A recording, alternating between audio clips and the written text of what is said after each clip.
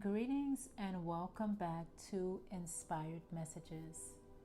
I am Goddess Nini, and today I just want to be vulnerable and share with you, my listeners, an experience that I had. And this experience it's related to how religion and has really taken a hold of people's mind, their thinking, their actions, and it's real. And a lot of times, uh, the people that you have to deal with when you decide to take a different path, their perception of you is as if they have forgotten who you were. They have forgotten the kind person that you are. They have forgotten the peaceful person that you are, just because of a label or labels that has been given to them by someone that they don't even know. And so they choose to utilize those labels towards you who have decided to walk in your truth. And just to make it clear, I'm past the ideation of trying to win people over, especially my family members. I'm done with that, but I just want to share an experience that happened recently, and I'm going to label it religion versus truth seeker or spiritualist. And it's not a versus like in a fight, but once I dive into the story, then hopefully the comprehension of what I'm trying to convey is clear when I say a spiritualist versus religious a Christian. My mom transitioned on September 30th, 2007. And so usually, every year I have a sister and myself, we make sure we honor my mom and my dad as well, but just my mom for the date of September 30th. And so this year, prior to September 30th, I just kept feeling, that I should do something different. Now, the house where we grew up, it's not someplace that I frequent because that's where my religious sister lives. And so I don't frequent there because I don't feel welcome and I'm not invited. So I don't frequent there. But this year, and that's where we grew up, our siblings, my mom, my dad, we grew up there when we moved there, I was in the second or third grade, I believe I was, and until I got married. So anyways, after my mom transitioned in 2007 and my dad transitioned in 2017. And so since 2017, I rarely frequent the house. But this year, I felt in my spirit that we should do something different. Now, although I already I have an ancestor altar and everything, but there's something just kept in my spirit that to do something different. And then a couple days before the 30th, it just came to me that I need to go to the house to pour libation in honor of my mom and of course my dad and the spirits, because although we were not taught certain things growing up, but it was as if my mom and dad were involved in spirituality, but they did not, pass the torch to us. It was all being done, I could say probably, I don't want to use in incorrect words as far as saying, why they didn't pass the torch. But now that I've learned so much, especially with our culture, I'm Haitian, and understanding so much more than what we were taught about voodoo. The signs were there. I remember clearly. I can recall so many things that my mom used to do, more so than my dad. So to get back to the story, a couple days before the 30th, it came to my spirit that I need to go to the house and pour a libation in the yard. And we have trees in the yard. We have avocado trees. We have mango trees. I mean, we have lots of trees in the yard. And so I called my other sister, who is a truth seeker, such as I am, and I said, sis, we're going to go to the house and pour libation this year. And she's like, oh, great, cool. Okay, so we set a time to go, and of course, I told my sister, it doesn't matter whether she's there or not, we're going to do what we need to do. And so, but there's a gate that leads to the backyard. Well, we don't have to go inside the house, but there's a gate, so we can go through the gate and just go in the yard, and the gate is not locked. And so while on our way there, I just stayed in meditation. I didn't speak too much to my sister in the car. I had music on, just being meditative, and I don't know, I was just seeking to be peaceful. So the main street that we have to cross, as I was approaching that street, I saw my sister, my religious sister. It's as if I was heading south and she was heading north. So we crossed paths. I saw her, but my sister in the car didn't see her, but I didn't say anything to her. And I said, I guarantee you she's going to turn around. So we go and we turn and we park, and lo and behold, as we're getting out the car, she pulls up, and she greets us, and she says hi. She greets us, and okay, we walk towards the driveway, and ironically, she opened the door, and of course, there's another family member that lives there, so we went inside and we spoke to the other family member, and we made the preparations that we had to do. So when I got outside near the tree, one of the trees, which is the avocado tree, and which is a very important tree in Vodou. I'm not going to go into the details of that, but just to mention it. And so I got standing in front of the tree and fixed everything, around the tree, and I was just in a meditative state. Took off my shoes so I can connect to the earth, and I kind of glimpsed to the side, and here comes my religious sister, and she went off with Bible verses, utilizing the word evil, utilizing the word devil, utilizing the word, the amount of negative energy that she approached me with, because my other sister, she hadn't come outside. We hadn't started, but I was just, meditating before we do. And she started at me, pointing fingers in my face and going off and telling me that she's gonna bind the evil, and just crazy. And I'm standing there looking at her, and she started pointing her finger in my face, and I calmly said to her, I said, sis, I would suggest that you calm down. And she was like, oh, she just went off. Like, when I tell you, exploded. She was sweating profusely. She was saying so many things, if with the intention, with the energy that was behind what she was saying.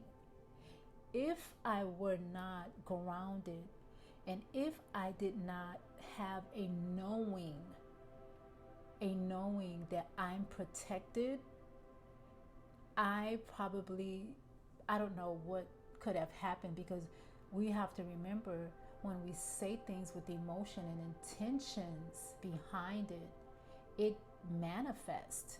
And so because I kept looking at her, and then my family member, well, my other sister came, and then she was like, "Why are you screaming?" and da da da. Then she starts screaming at my sister as well. So they'll now both of them are going at it, and then my family member came outside, and she was like, "What?" Like, I mean, she knew what we were doing, but she was in awe because my quote unquote religious sister was not the person that she's always. I mean, she was a different person, the calm, always being calm and collective. And I mean, not only was she verbally aggressive, when I went to pick up the mug, the cup to pour some water, to pour the libation with the water, because we use different things. We use water, coffee, and alcohol. So when I went to take the water, she pushed the cup out of, I guess she tried to push the cup out of my hand, but I had a grip on it. But a lot of the water fell out. And, just being honest, I threw the rest of water on her. And you can just see that she shook up, because I guess the water was cold or whatever it was. She kind of shook up, and she, it's not funny, but the reaction on her face was like she was speechless for a couple of seconds. And I stood there looking at her, and then she picked up the rest of the items on the floor, and she began to throw them. And I said to her, "Sis, you need to be careful." And she's like, "No, she was going back and forth. I mean, I didn't get into back and forth with her, but every so often I would say, like whenever she would come into my face and point fingers out to her, you have to step away or step back. And then I tried to walk away from her as well, but she kept following me. So anyways, I went to stand next to my family member, and I'm like, "Do you see, this is the Christian, and she's here calling me evil." And so when I looked at the things on the ground, and I said to myself, "No, I'm not going to let her do this." And I picked up the alcohol bottles, and I said, "I came to do something, and I'm going to do it." So I opened the alcohol bottles, and I walked toward, it's like I had this energy. I don't know what it was. I felt something come over me, and I opened the alcohol bottles, and I did what I had to do, and I spoke what I needed to speak, and did that. And then I took the mugs, I filled them back with water, and I filled them back with coffee, and I went back there and I did what I was supposed to do. So when I was done, I was about to leave, and she had asked us to leave several times, and I told her, "We're going to leave when we get ready to leave." But I put the rest of my belongings in a bag, and I went to go put them in the car, and I was going to sit in the car and wait, and something told me, "No, you need to go back inside." So I went back on the side of the gate, and as I started to speak to her to try to calm her down, because when I tell you, she was sweating profusely, and you can see that she was very highly upset. And her, just, how do you say, a shape shifted in front of us, with the aggression in the words that she was speaking coming out of her mouth. Just disgusting, very disgusting. And so I eventually calmed her down, and she'd be quiet for, my gosh, because she would not be quiet. So she finally calmed down and started to listen, and then we got into conversation. And eventually we were able to hug each other, and I apologized to her, and she apologized to me. And so in my head, I'm thinking, it's over. A couple days later, I get a phone call from a family member asking me if I'm okay, and And I told, of course, I told him, yes, I'm okay. And I appreciate, told him that I appreciate them calling. And then to find out, another, probably 2 days later again, that she has now decided to put a lock on the gate.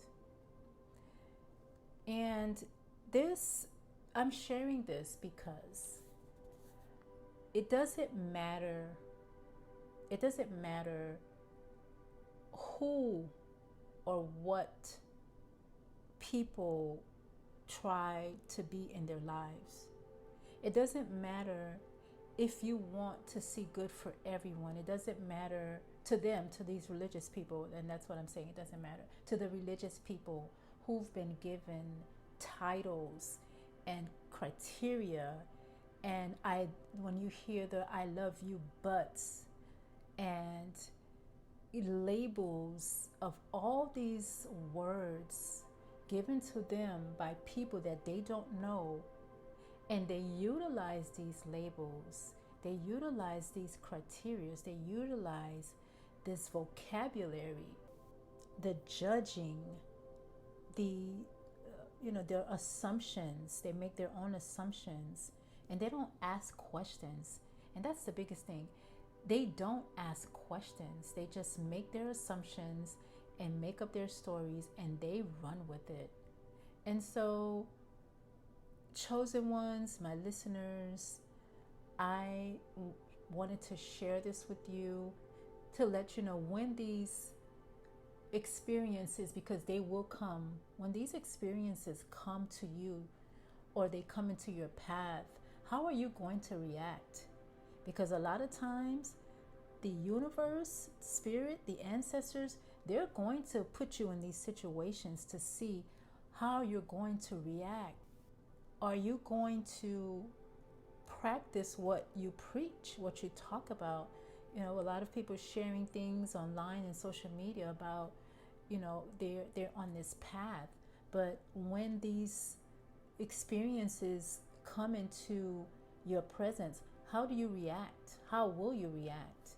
And the key thing here is to know that you are serving something higher than yourself. Know that all of your challenges and obstacles and all of this opposition is because you are the chosen one, because you have a higher purpose. You have a task that you must fulfill. You have to be the master of a situation.